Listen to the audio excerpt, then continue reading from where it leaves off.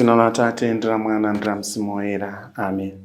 Mulungu wamphamvu zonse ndi wamuyaya, ife nanu tikuti zikomo kwambiri chifukwa cha tsiku lokoma limene mwatipasali lero lolemba pa 26 January 2026. Tikuti zikomo kwambiri chifukwa cha mawu amene mwatipasanso tsiku la lero otithandiza kuti pamene tikutumikira inu, pamene tikuzindikira kuti ndife nanu, tizikhala onyadira nthawi zonse kugwira ntchito limodzi ndi anzathu. Tiziwathandiza anzathu amene tikugwira nawo ntchito powaphunzitsa njira zabwino zogwirira ntchito komanso kuwalimbikitsa mu njira zosiyanasiyana monga momwe Timothy anachitiridwira komanso Timoteyo anachitiridwira ndi Paulo amene ali mtsogoleri wawo pamene ankagwira ntchito limodzi. Komanso monga Ambuye Yesu analimbikitsa ophunzira ake ndi kuwatuma malo osiyanasiyana, nafenso tikaona ntchito yatichulukira tizitha kuwatuma anzathu kugwira ntchito kuti zonse zichitike mu nthawi yochepa komanso motsatira malangizo amene tapasidwa ndi amene iyeyo watituma. Mukhale nafe tsiku la lero ndipo mutiteteze ku zoopsa zosiyanasiyana mwa Yesu Khristu Ambuye athu. Amen. M'dzina la Atate ndi la Mwana ndi la Mzimu Woyera. Amen. Mawu oyamba akuchokera mu kalata yachiwiri ya Paulo woyera kwa Timoteyo mutu 1 ndime ya 1 mpaka 8, amene akutiwerengera mawu oyamba ndi Akizito Saopa kuchokera ku Dwangwa Outstation St. Barnabas Parish mu Archdiocese ya Lilongwe. Mawu a mthenga woyera akuchokera mu uthenga wa Luka mutu 10 ndime ya 1 mpaka 9, amene akutiwerengera mawu a mthenga woyera komanso kutigawira mawu ndi Reverend Father Stephen Lekucha kuchokera ku Bishop's House Diocese ya Zomba. Mawu oyamba. Mawu a kalata yachiwiri ya Paulo kwa Timoteyo. Ndine Paulo, mtumwi wa Khristu Yesu, mwakufuna kwa Mulungu. Adandituma kuti ndilalike chilonjezo cha moyo umene uli mwa Khristu Yesu. Ndikulembera iwe Timoteyo, mwana wanga okondedwa. Mulungu Atate ndi Khristu Yesu Ambuye athu akukomere mtima, akuchitire chifundo ndi kukupatsa mtendere. Ndikuthokoza Mulungu amene ndimamtumikira ndi mtima wopanda kanthu kowutsutsa, monga momwe ankachitira makolo anga. Ndimathokoza ndikamakumbukira kosalekeza mapemphero anga usana ndi usiku. Ndikamakumbukira misonzi yako, ndimafunitsitsa kukuona kuti ndikhale ndi chimwemwe chodzaza. Ndimakumbukira chikhulupiriro chako chosanyenga. Chikhulupiriro chimenechi adayamba ndi agogo wako Aloisi kukhala nacho. Amayi ako a Eunisi anali nachonso, ndipo tsopano sindikukayika konse kuti iwenso uli nacho. N'chifukwa chake ndikukumbutsa kuti mphatso imene Mulungu adakupatsa pamene ndakusanjika manja uyiyatsenso ngati moto. Paja mzimu amene Mulungu adatipatsa si mzimu wotipatsa mtima wa mantha ayi, koma mzimu wotipatsa mphamvu, chikondi ndi kudzigwira. Usachite manyazi tsono kuchitira umboni Ambuye athu. Usachitenso manyazi chifukwa cha ine amene ndili ndende chifukwa cha iye, koma umve nawo zowawa chifukwa cha uthenga wabwino ndi chithandizo cha mphamvu za Mulungu. Mawu a Ambuye. Tithokoze Mulungu. Ambuye akhale nanu. Mthenga woyera monga adalembera Luka. Pambuyo pake Ambuye adasankha anthu 72 nawatuma awiriawiri kuti asogole kupita ku mudzi uliwonse ndi kumalo aliwonse kumene iye ankati apiteko. Adawawuza kuti zinthu ndi zambiri koma antchito ngochepa. Chifukwa chake pemphani mwini zinthu kuti atume antchito kukatuta zinthuzo. Pitani tsono, ndikukutumani ngati ana ankhosa pakati pa mimbulu. Musatenge chikwama cha ndalama kapena thumba la paulendo kapenanso nsapato zapadera ayi. Musayimenso kuti mupereke moni pa njira. Kunyumba kulikonse kumene mukalowe muyambe mwanena kuti mtendere ukhale m'nyumba muno. Ngati m'nyumbamo muli munthu wofuna mtendere, mtendere umene mwanenawo uzakhala pa iyeyo. Koma ngati mulibe munthu wofuna mtendere, mtendere umene mwaunenawo uzabwerera kwa inu. Khalani nyumba yomweyo, mudye ndi kumwa zimene akupatsani, pakuti wantchito ngoyenera kulandira malipiro ake. Musamachoke kumene mwafikirako nkukalowa nyumba zina ayi. Mukalowa m'mudzi anthu nakulandirani, mudye zimene akukonzerani. Muchiritse anthu odwala amene ali m'mudzimo, ndipo muwawuze kuti tsopano ufumu wa Mulungu wakufikirani. Mthenga wa Ambuye. Abale ndi alongo omwe Ambuye, lero lolemba pa 26 January 2026, Mulungu atikomeranso mtima potipasa mphaso ya moyo. Komanso atikomera mtima potipasa nthawi iyi kuti tigawane mawu ake atithandize kukula pa moyo wathu wauzimu ndi kuzindikira zimene tiyenera kuzichita moyenerera, kuti kumapeto kwa zonse ife tilandire zaulere zochokera kwa Ambuye Mulungu, tikhale chonyadisa cha Ambuye Mulungu, chokondweretsa kwa Ambuye Mulungu, komanso kumapeto kwa zonse tizathe kulandira chipulumutso chimene inuyo ndine timakhala tikuchilakalaka pamene tili pano pa dziko lapansi. Mwachidule tinganene kuti mutu wa mawu a Mulungu a tsiku la lero ngati kugawana kwathu ukhale kuti tizinyadira kugwira ntchito ndi anzathu. Tizinyadira kugwira ntchito ndi anzathu. Zochokera pati?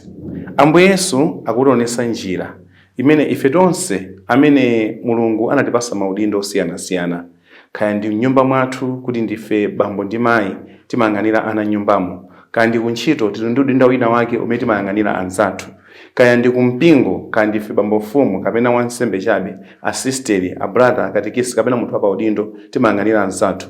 Tikamakhala tizinyadira kugwira ntchito ndi anzathu.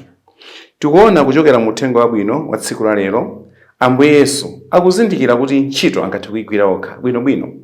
Komabe anaona kuna kuti ndi chinthu chopambana kwambiri kuti ntchito imene Mulungu anawapasa asayigwire okha, agwire limodzi ndi anthu ena osiyanasiyana. Poyambirira timamva kuti anasankha anthu 12 amene anali ophunzira Ambuye Yesu. Lero mu uthenga uwu wa tsiku la lero tikumva kuti anasankha anthu 72 amene anatuma awiri kuti apite kumalo kumene iyeyo anenera kukapitako. Zosonyeza kunena kuti Ambuye Yesu anenera kupita kumalo 36 areas or 36 locations where he was supposed to go, but he decided to choose some other people and delegated them to do part of his work. Choncho ife yonso tikamakhala pa moyo wathu wa tsiku ndi tsiku tisangonena kuti ichi ndi chipanga ndekha kuyambira poyambirira mpaka na kumapeto ayi. Titenge njira ya Ambuye Yesu imene anaona kuti poyambirira ndikhale ndi anthu 12 ndizigwira nawo ntchito ngati ophunzira ake. Komanso anaona kuti ndi anthu 12 inde komabe pali ntchito yayikulu yoti ndigwire, ndikuyena ndipite kumalo 36. Anasankha ena mwa anthu amene amamutsatira ngati ophunzira ake so ena, chifukwa Ambuye Yesu amasatidwa ndi anthu ambirimbiri kuti inu ndakusankhani mupite kwakuti 36 locations, 36 areas kumene anayenera kupita. Ambuye Yesu koma anasankha anthuwa kuti iwo aja apite, ndipo Ambuye Yesu anali onyadira kuti kumene ntchito ikagwirika. Tikuonanso Ambuye Yesu apa anthu asikuti anangowasankha ndikuti nyamukani muzipita ayi. There is a yarding measure yonena kuti kodi iwo akapita ndizadziwa bwanji kunena kuti ntchito yayenda bwino, ndizadziwa bwanji kuti achita zimene nanena kuwauzazo, zimene nanena kukachitazo azichita bwino.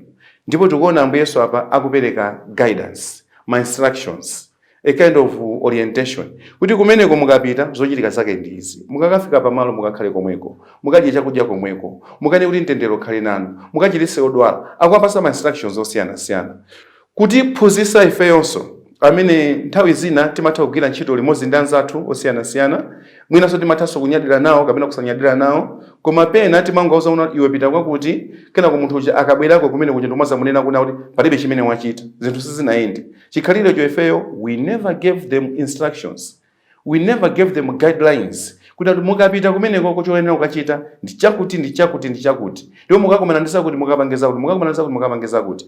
Jesus here is showing us the way, kuna kuti njira yabwino pamene tapanga delegate anthu ena apadera tiapase ma instructions, ndipo ife tisakhale ndi mantha kumapanga delegate anthu ena munjira zosiyana-siyana, chifukwa anthu amene tapanga delegate they don't take up our authority, they don't take up our powers.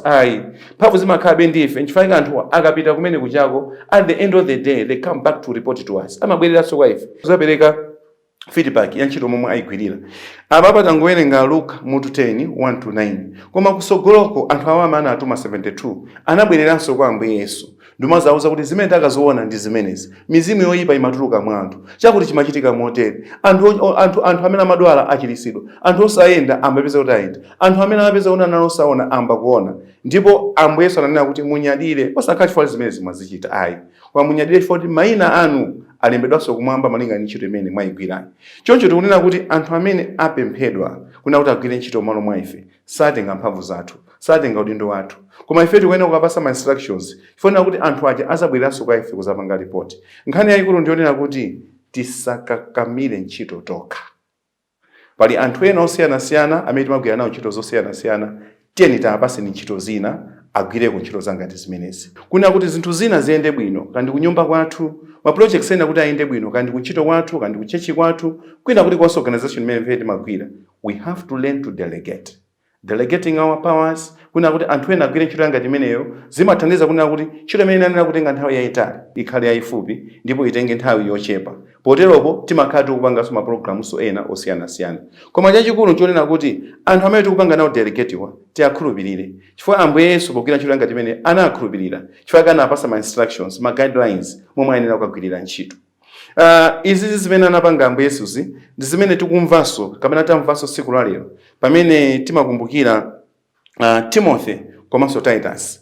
Iwowa Timothy ndi Titus kuti ambe kugwira ntchito anasankhidwa ndi Paulo amene anakhulupirira kuti iwo angathe kugwira ntchito yabwino yotumikira Mulungu monga momwe Pauloyo amagwirira, ndipo iwowa anapita kumalo osiyana-siyana ndi kumalalikira uthenga wabwino. Choncho tikuona kuti Paulo amene anaphunzira kuchokera kwa Ambuye Yesu, popeza anamva za Ambuye Yesu kuchokera kwa Petro, Yohane, ophunzira aja 12 Ambuye Yesu, nayenso akutenganso chikhalidwe chomwecho chonena kuti ntchito yanga iyende bwino ndiyenera kukhala ndi timu ya anthu yonena ndigwire nawo ntchito. Ndipo ena amene agwira nawo ntchito ndi Titus komanso Timothy kapena Timoteyo, amene lerolo tikukumbukira tsiku lawo ngati lawoyera awo a tsiku la lero, ndipo iwowa ndi amene akutithandizira kuna kuti anagwira ntchito limodzi ndi Paulo popanda chovuta china chilichonse, chifukwa they were ready to cooperate and also to collaborate ndi Paulo amene ali ngati mtsogoleri wawo. Chimene tikunena apa ndichonena kuti tiyeni choyambirira tizinyadira kugwira ntchito ndi anzathu. Kachiwiri, anzathu amene tikugwira nawo ntchito tiakhulupirire, tiapase zina mwa ntchito zimene ife tikugwira, delegation. Kachitatu, anthu amene atisangopanga delegate chabe komanso tiapase ma instructions. Onati kumalo kumene mupita kukagwira ntchitoko kagwiridwe kake ka ntchito kakhale kotere kuti iwo aja akabwererenso kwa ife ndizapanga report. Tisakhale ndi mantha kuti atenga mphamvu zathu. No ways. The person who has been delegated does not become us in our authority.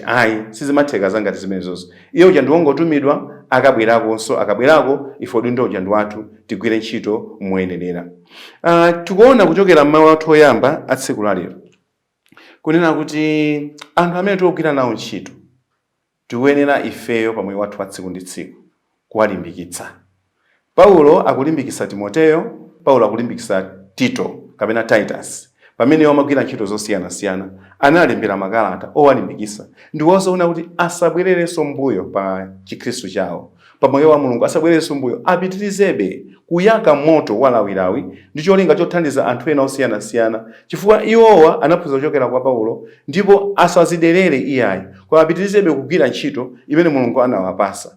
Ndipo ichi ndi chilimbikitso chimene ifeyo amene tili pa maudindo osiyana-siyana tikuyenera kuwalimbikitsa anzathu amene timagwira nawo ntchito, kunena kuti they should be motivated, they should be encouraged. Ndimaso kuti tili ndi bwana kapena tili ndi munthu amene ifeyo amatikhulupirira kuti tingathe kugwira ntchito ija moyenera.